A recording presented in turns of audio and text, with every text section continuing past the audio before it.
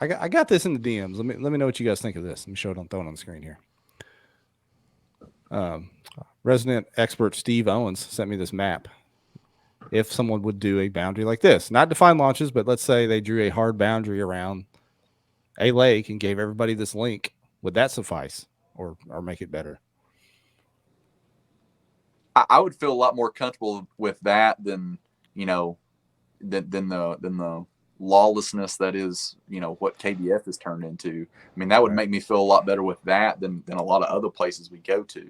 See, there's a lot of little creeks and stuff. So there. here's my question. If you do that, is there any verbiage regarding portaging or accessing the main lake?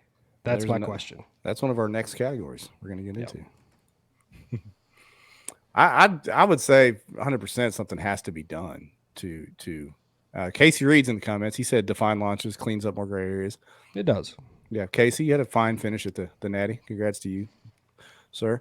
I don't know. I wish our streaming software had the ability to do a poll. I'd like to know what everybody's thoughts were. What do you think, Jay Bird? What would you like to see? I personally think that to compete on our level that we're trying to be, to make things, I don't want to use the word fair because that's not the right word.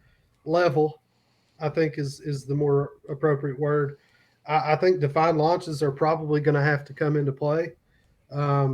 There might be a compromise where you can say you can go as far up these creeks as you like. You can portage. If I know a lot of guys say that and feel that getting out and dragging your kayak is part of the game and part of kayak fishing. I get that. But at the same time, this is tournament fishing. Correct. It's tournament fishing. It's not just kayak fishing.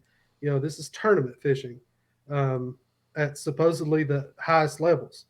But there could be a compromise where if you launch within these designated launches, feel free to go on up that creek 20 miles. If you want to burn the time to do it, that's your prerogative to do that. So there could be a little mix of both.